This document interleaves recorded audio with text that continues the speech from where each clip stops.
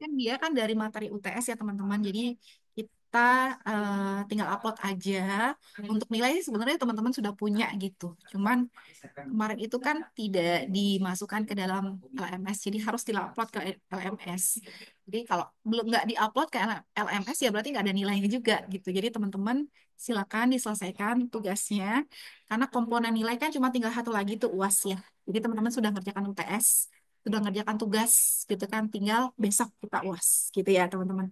Nah, di pertemuan terakhir ini saya akan bahas tiga, tiga sesi, tiga bab ya, tiga bab terakhir di mana nanti eh, untuk materi UAS itu ada hubungannya juga nih sama tiga materi ini gitu ya. Mohon izin teman-teman saya mute dulu. Saya mute dulu agar supaya video kita terekam dengan baik. Oke, teman-teman. Kemudian diharapkan untuk partisipasi aktifnya karena itu juga menjadi bahan penilaian untuk UAS. Baik, kita masuk ke Iya. Nah, artinya makanya saya di kelas oke. Teman-teman, mohon saya direspon di chat. Posisinya sudah di PPT. Kalau posisinya di PPT, silakan di chat PPT. Kalau belum, bilang belum. Apakah sudah di PPT? Ditulis di chat PPT. Kalau sudah lihat PPT. Kalau belum, belum. Oh, udah, terima kasih. Terima kasih, sudah ya. Baik, teman-teman. Ini adalah materi sesi 12. Sesi ke-15 sudah saya launch di LMS. Materinya adalah tentang review. Jadi materi sesi 15 sebenarnya adalah gabungan dari seluruh. Nah, sekarang saya akan bahas sesi 12, yaitu manajemen persediaan dan analisis modal kerja. Oke, apa sih konsep dasar dari manajemen modal kerja? Manajemen modal kerja ini adalah ya selisih antara aktiva lancar dengan dengan kewajiban lancar perusahaan. Gitu. Apa sih tujuannya? Tujuannya adalah untuk menjaga kelancaran operasional dan juga membiayai kegiatan sehari-hari tanpa mengganggu likuiditas. Nah, gitu. Ingat ya, kemarin kita udah berbicara tentang uh, likuiditas, rasio likuiditas gitu kan. Jadi kan kaitannya dengan bagaimana pembiayaan-pembiayaan jangka pendek gitu, seperti misalnya bagaimana pembayaran gaji pegawai, kemudian operasional perusahaan dan sebagainya, itu likuiditas. Itu tidak boleh tidak berjalan, tidak boleh tidak dipikirkan. Nah, ini. Jadi konsep dari manajemen modal kerja itu, sebentar ya. Maaf ya, saya geser aja. Maaf, saya geser aja. Aku di sini ya. Pasang ya, Bu itu. Kalau nggak sini aja deh. Pasang di sini.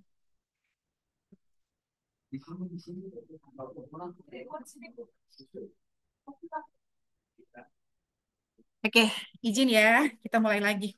Jadi tujuannya adalah untuk menjaga kelancaran operasional dan membiayai kegiatan sehari-hari tanpa mengganggu likuiditas. Nah, komponen dari manajemen modal kerja itu terdiri dari kas, piutang usaha, ya, kemudian persediaan dan juga utang usaha. Nah, bagaimana penerapan konsep manajemen modal kerja? Nah, seperti ini ya.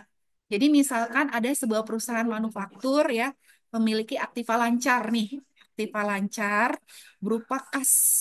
Nah, jadi aktiva lancarnya berupa kas itu 100 juta, piutang usahanya 150 juta, kemudian persediaannya 200 juta gitu kan. Sementara dia juga punya kewajiban lancar ya. Kewajiban lancar itu adalah kewajiban yang harus dibayar dalam waktu 1 tahun. Itu seperti utang gitu kan. Utang jangka pendek gitu ya, utang jangka pendek, kemudian mungkin juga pembelian mesin yang harus dibayar dalam jangka pendek kan gitu ya. Kemudian juga mungkin bonus bonus bonus akhir tahun itu kan juga termasuk kewajiban lancar ya, itu 250 juta. Berarti hitungan dari modal kerja perusahaannya adalah aktiva lancar dikurangi dengan kewajiban lancarnya. Berarti 100 juta tambah 150 juta tambah 200 juta. Kurangin 250, jatuhnya adalah 200 juta. Artinya ya, hitungannya itu modal kerjanya adalah sebesar 200 juta. Gitu. Artinya perusahaan tersebut harus memiliki cukup dana untuk menutupi kewajiban jangka pendeknya dan tetap bisa menjalankan operasional sehari-harinya tanpa masalah likuiditas. Nah, dengan jumlah aktiva lancarnya itu 100 juta, 150 juta, dan 200 juta, dikurangi 250 juta, hasilnya adalah 200 juta. Nah, ini berarti artinya perusahaan tersebut itu memiliki cukup ya modal kerjanya ya. Jadi ada sisa, ada selisih gitu ya dari kewajiban lancarnya sebesar 200 juta gitu ya. Aman ya berarti ya. Kemudian apa sih pentingnya manajemen modal kerja? Kenapa harus efisien manajemen modal kerja tersebut? Karena manajemen modal kerja yang efektif itu bisa membantu perusahaan yang pertama untuk mengoptimalkan penggunaan sumber daya, ya, yaitu menjaga keseimbangan antara aktiva lancar dan kewajiban lancar, ya. Jadi antara aktiva lancar dan kewajiban lancarnya itu harus dibikin seimbang, ya. Bukan berarti kewajiban lancar itu harus harus posisinya itu nggak ada gitu. Yang namanya kewajiban pasti ada gitu. Namun dia tuh harus seimbang, jangan sampai terlalu besar dari aktiva lancarnya. Kenapa? Agar dana yang dimiliki perusahaan itu dapat digunakan secara efisien. Kemudian yang kedua adalah mencegah krisis likuiditas, yaitu memastikan perusahaan itu untuk selalu memiliki dana yang cukup ya untuk memenuhi kewajiban jangka pendek. Tentu saja yang ketiga pasti ujung-ujungnya adalah meningkatkan profitabilitas. Ya, dengan pengelolaan modal kerja yang baik, maka perusahaan dapat mengurangi biaya-biaya yang nggak perlu seperti biaya bunga dari pinjaman gitu ya, atau biaya penyimpanan persediaan yang berlebihan. Ini manfaat dari modal kerja. Nah, kita masuk ke perputaran modal kerja. Apa definisinya? Definisinya adalah ukuran seberapa efisien perusahaan mengelola aktiva lancar dan kewajiban lancar untuk mendukung operasi bisnis. Rumusnya adalah perputaran modal kerja adalah sama dengan pendapatan bersih dibagi dengan modal kerja. Ya, pendapatan bersihnya dibagi dengan modal kerja. Tadi kan modal kerja kita dapat ya rumusnya, hasilnya ya. Nah, fungsinya apa? Perputaran modal kerja fungsinya adalah untuk menilai efektivitas pengelolaan modal kerja dalam mendukung pendapatan perusahaan. Nah, fungsi utama dari tadi kan sudah jelaskan ya. Selain itu juga fungsi lainnya adalah untuk efisiensi penggunaan modal. Karena perputaran modal kerja yang tinggi itu menunjukkan bahwa perusahaan itu dapat mengelola aktiva lancar dan kewajiban lancar dengan baik sehingga dapat menghasilkan pendapatan yang lebih besar. Kemudian juga fungsi lainnya adalah meningkatkan likuiditas. Bahwa rasio yang baik ini menunjukkan perusahaan itu dapat dengan cepat mengubah modal kerja menjadi pendapatan dan menghindari risiko kekurangan dana untuk operasional. Kemudian juga pemantauan kinerja keuangan. Jadi melalui rasio ini, manajemen dapat mengevaluasi nih, apakah perusahaan ini perlu meningkatkan efisiensi pengelolaan modal kerja atau ninjau kembali nih kebijakan persediaan piutang dan utang untuk meningkatkan kinerja. Nah, contoh perhitungan dari perputaran modal kerja ya, misal nih modal pendapatan bersih sebesar 1 miliar ya, modal kerjanya 500 juta. Nah, berarti perputaran modal kerjanya 1 miliar dibagi 500 juta, which is 2. Nah, 2 ini apa maksudnya? 2 ini adalah berarti perusahaan itu dapat menghasilkan pendapatan bersih sebesar 2 kali lipat dari modal kerja yang dimilikinya. Artinya perusahaan tersebut itu relatif efisien dalam menggunakan modal kerja untuk mendukung operasi dan pendapatannya. Apa pentingnya memantau perputaran modal kerja? Yang pertama, jika rasio itu tinggi, ya, jadi kita cek ya. Kalau hasil yang didapat itu rasionya tinggi, tinggi itu berarti lebih dari satu.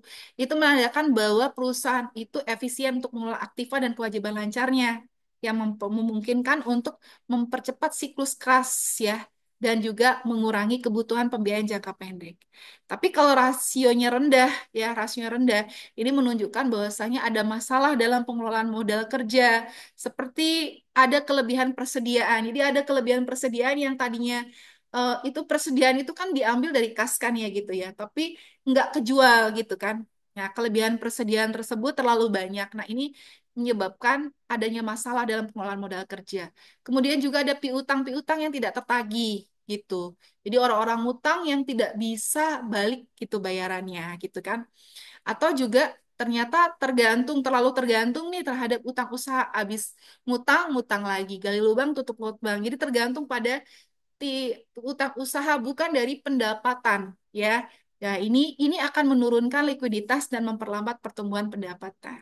Jadi, secara keseluruhan perputaran modal kerja yang sehat adalah indikator penting dalam menunjukkan seberapa baik perusahaan itu mengelola dan memanfaatkan sumber daya keuangannya untuk mendukung kegiatan operasional pertumbuhannya. Kita masuk ke hedging. Hedging ini artinya lindung nilai ya.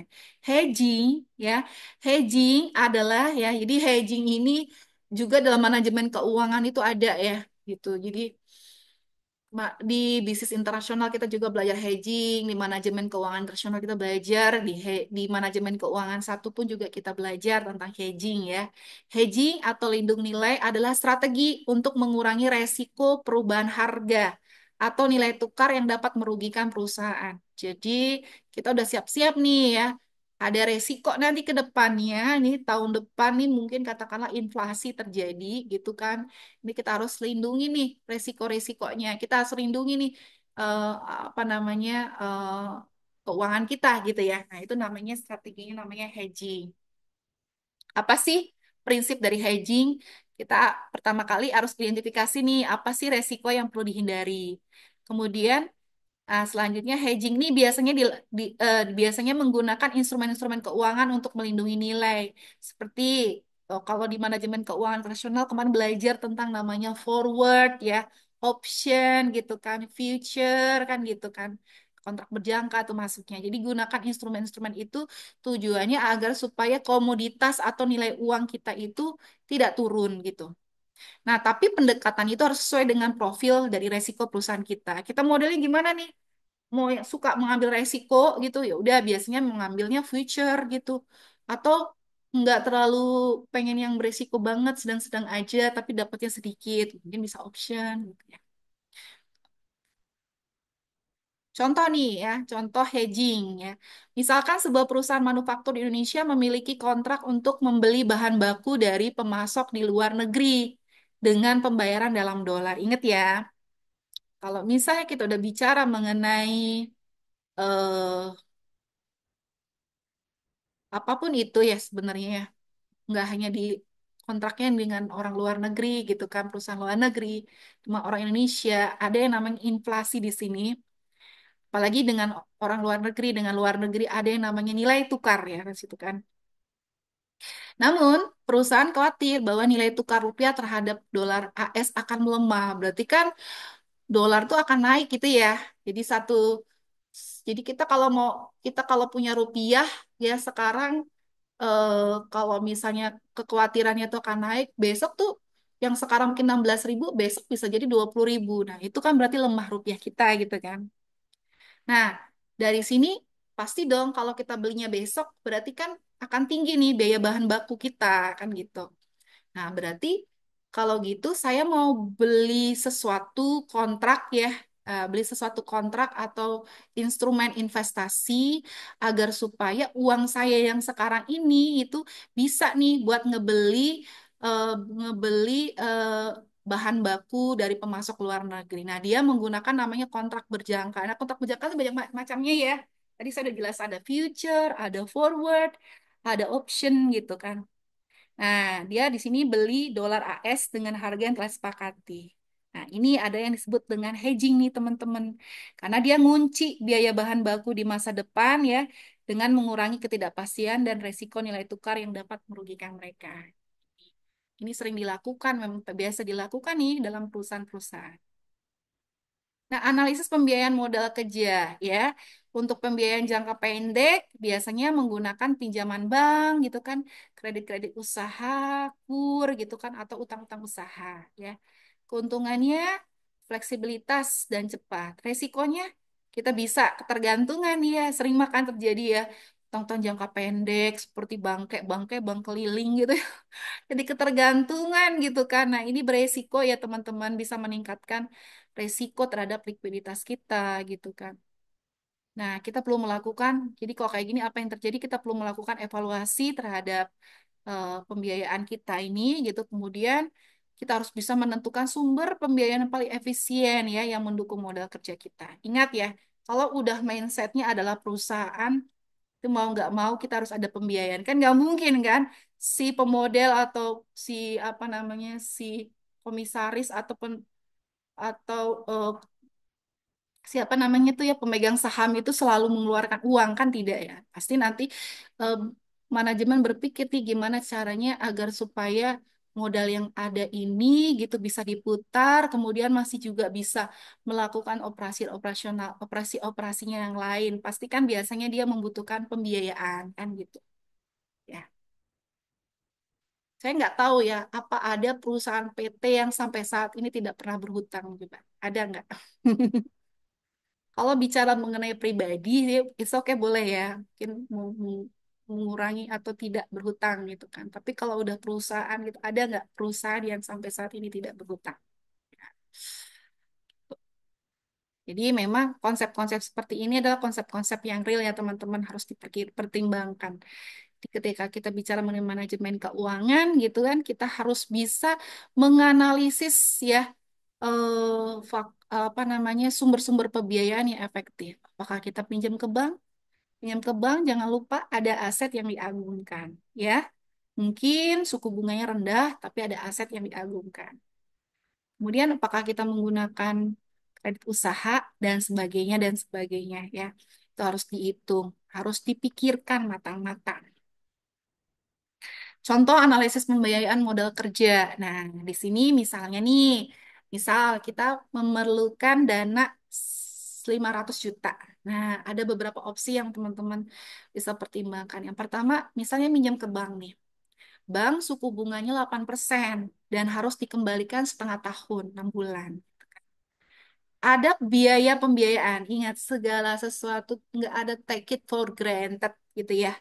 Take it for granted tuh artinya pinjam sama orang tuh kan nggak ada kasih kelebihan misalnya ada biaya nggak gitu kecuali bank keliling ya kalau kita pinjam sama temen ya kan kita kan kepercayaan trust gitu kan ya temen nggak akan minta biaya kelebihan kan gitu seperti itu maka trust itu harus dijaga gitu nah kalau kita sebagai korporat itu tuh ada biaya pembiayaan yang kita harus bayar gitu kan nggak ada yang take it for granted gitu kalau kalau udah bicara mengenai korporat gitu teman-teman harus hitung biaya pembiayaan itu adalah 8% dari 500 juta tambah biaya administrasinya itu harus ada gitu ya 2 juta gitu kan berarti total biaya 22 juta nah kita pikirin nih 6 bulan dikasih 6 bulan kemudian berarti kan harus balik dalam waktu 6 bulan 500 juta plus bunganya 22 juta.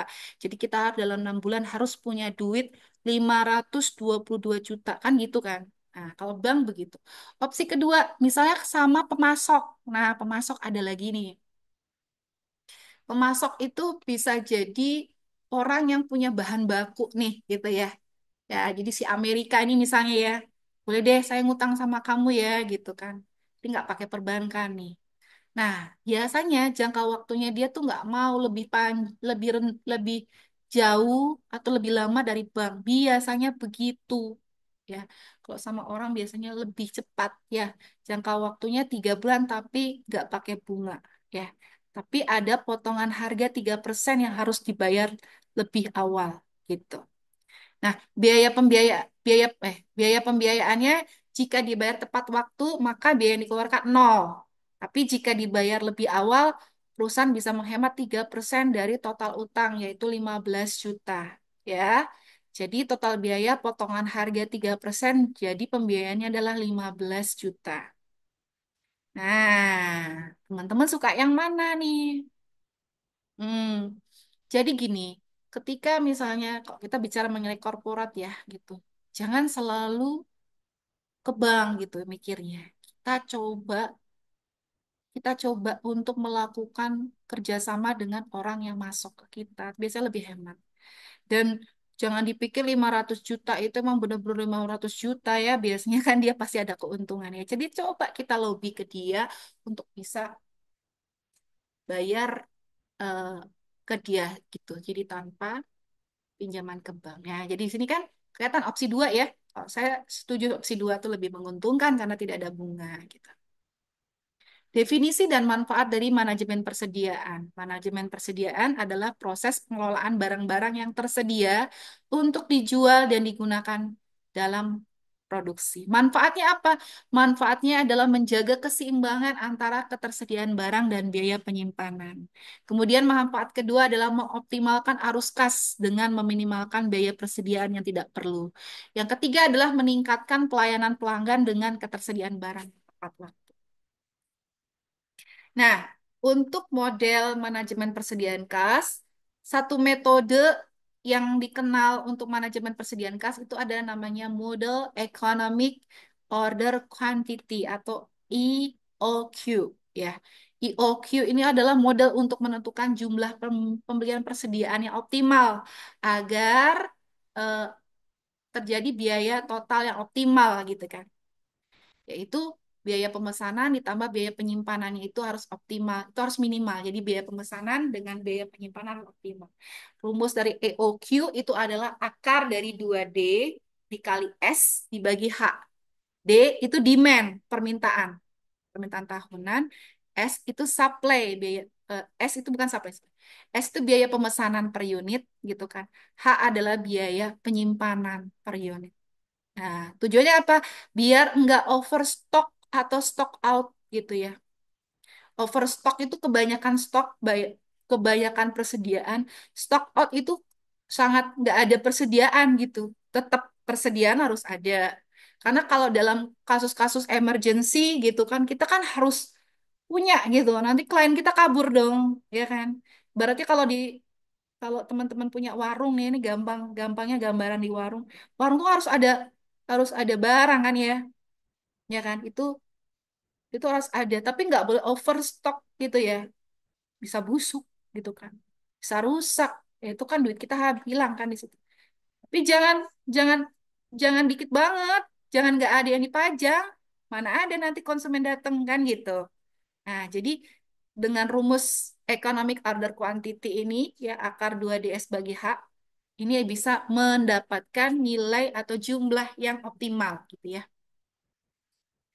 Contoh, misalkan sebuah perusahaan elektronik menjual berbagai produk, mulai dari komponen kecil hingga perangkat elektronik besar.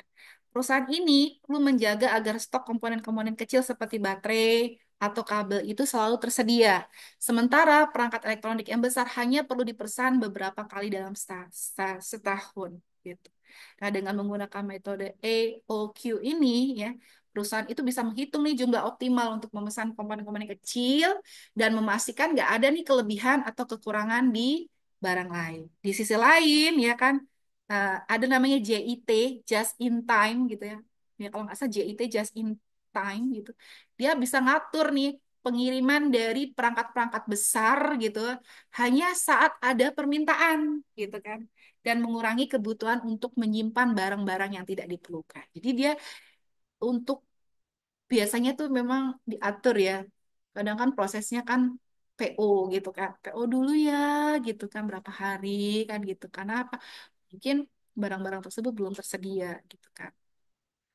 Gitu bisa diatur agar supaya customer nggak lari. Kesimpulan, manajemen modal kerja itu fokus pada efisiensi pengelolaan modal, aktifat lancar untuk kelancaran operasional. Kemudian kita juga tadi belajar tentang hedging. Hedging itu untuk mengurangi resiko keuangan melalui dengan strategi yang tepat.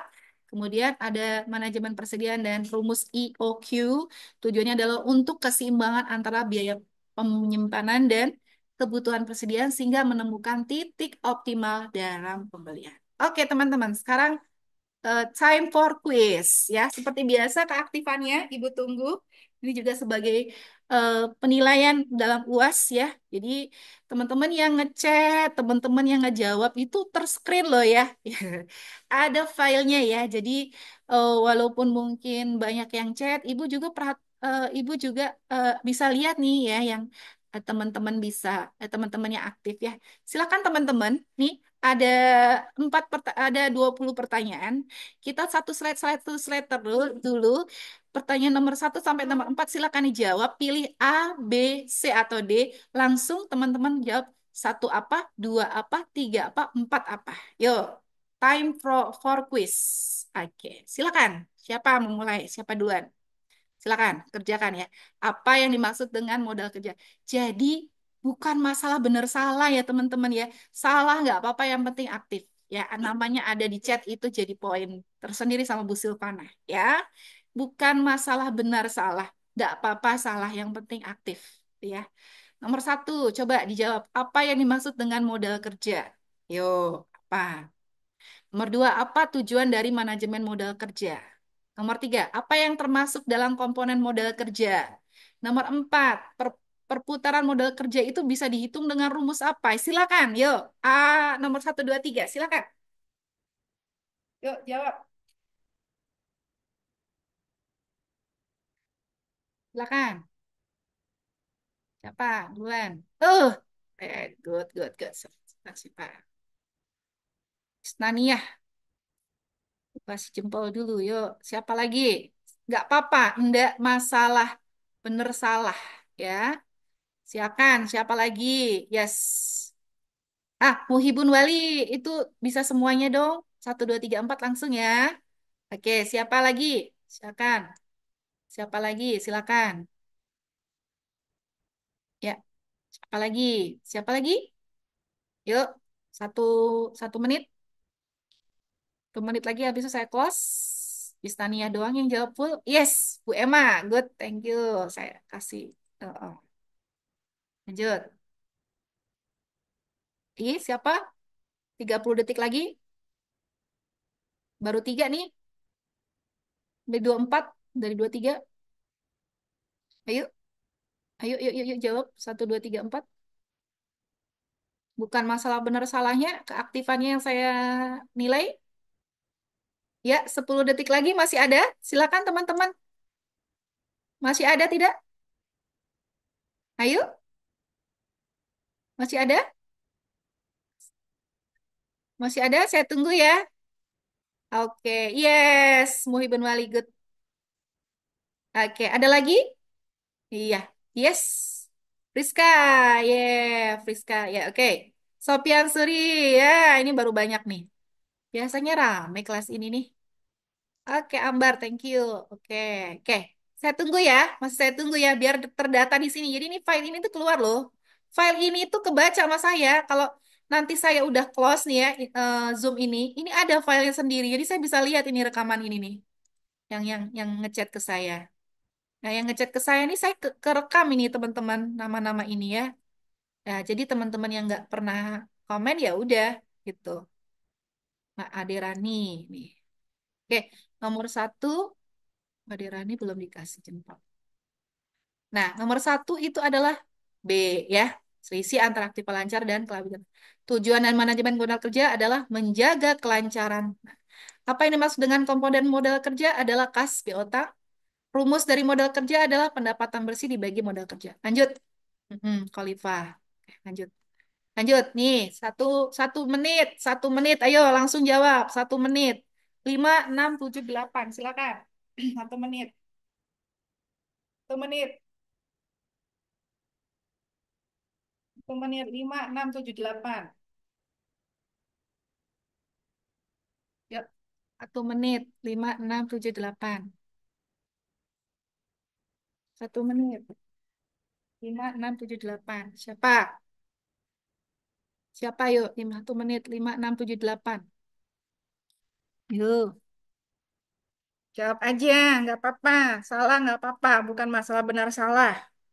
Nggak masalah benar salah, ya. Masalahnya keaktifan. Yuk, masalah benar salah. Baru dua nih, baru dua yang jawab. Baru dua yang jawab. Baru dua yang jawab, yuk.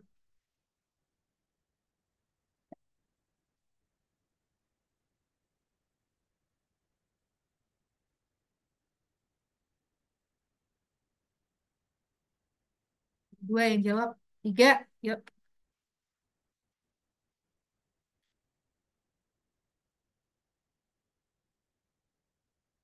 Desi Mira, halo. Oh, Mbak Desi Mira. Baru nomor yang 1, 2, 3 ya Mbak Desi Mira. Ya, Bu Marhamah. Semuanya ya. Sampai 8 ya. Ini saya kasih jempol nggak apa-apa deh. Priska ya, thank you. Oh, udah Bu Marhama udah lengkap. Oh, dia lanjut ya. Oke. Siapa lagi? Siapa lagi yang mau jawab? Oke, siapa lagi? Udah lanjut. Apa yang dimaksud dengan hedging? Hedging adalah menggunakan resiko kerugian, mengurangi resiko kerugian ya. Ya, siapa lagi nih? Muhibun, Wali, Aderani, Isnaniah. Ya, nah, bagus. Sugiyati. Keuntungan dan pengelolaan modal kerja pendek adalah fleksibilitas. Resiko dari pengelolaan modal jangka pendek adalah ketergantungan, ya. Manakah contoh? Nah, ini. Oke, bagus. Bagus. Nurlaila bagus. Lanjut, 9 sampai 12 silakan. 9 sampai 12 silakan. 1 menit. 1 menit aja. Dipikir langsung jawab. Dah, nggak usah lama-lama. Gak apa-apa salah. Yang penting namanya masuk. Yuk, yang penting namanya masuk di komen.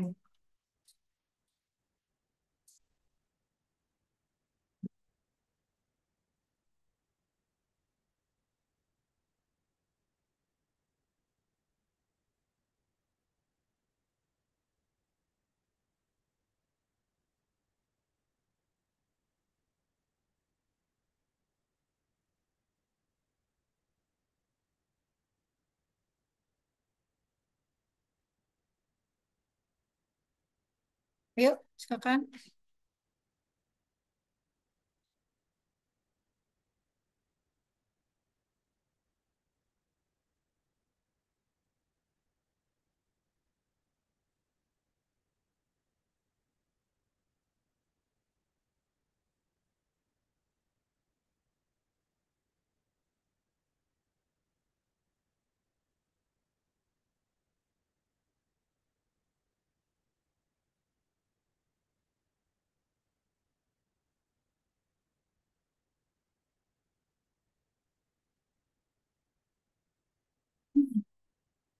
Sembilan, makasih. Makasih, oke, makasih. Dari siapa nih? Istania nomor 1, ya. Bu Nur Laila ini kan yang jawaban nomor 9 ya. Ya, Mahama, ya. Sugiyati, terima kasih. Muhibun Wali, ya.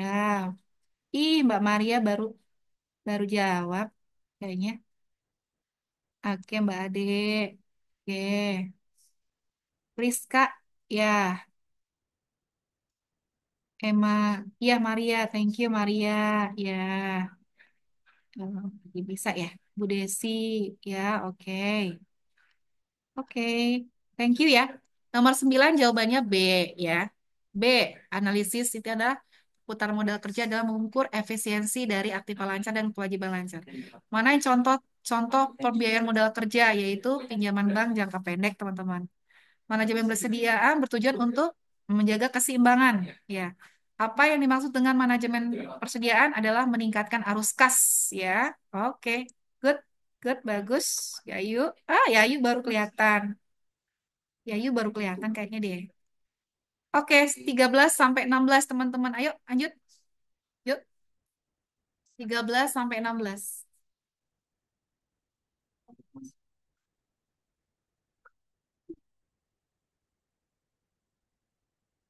Silakan.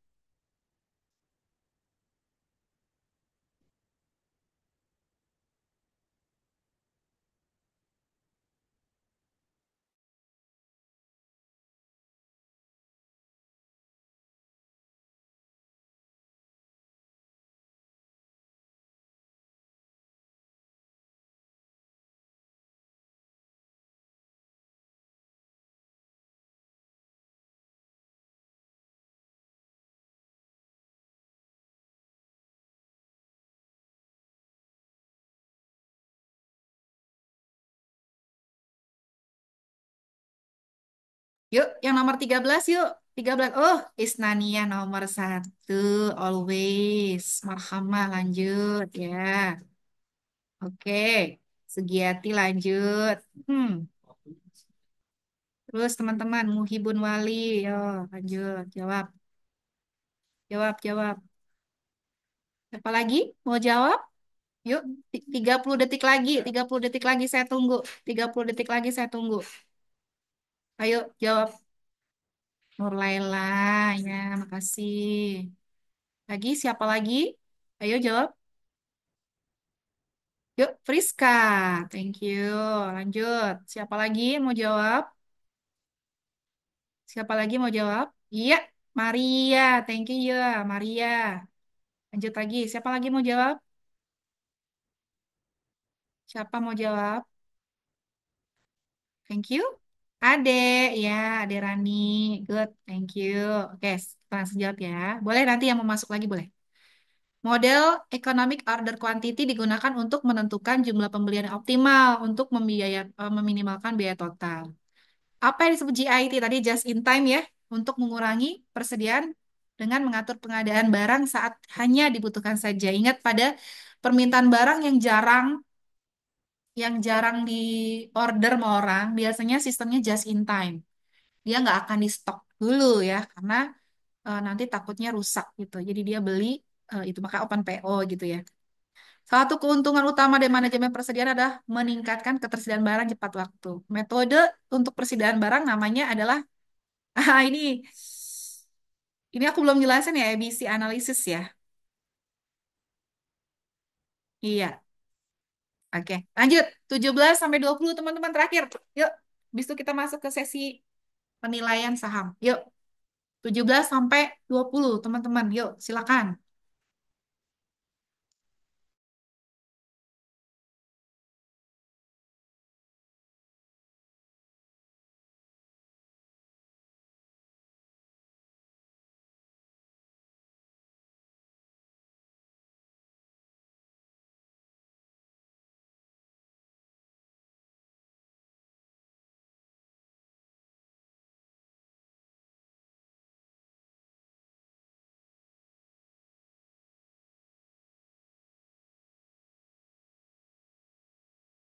Oke.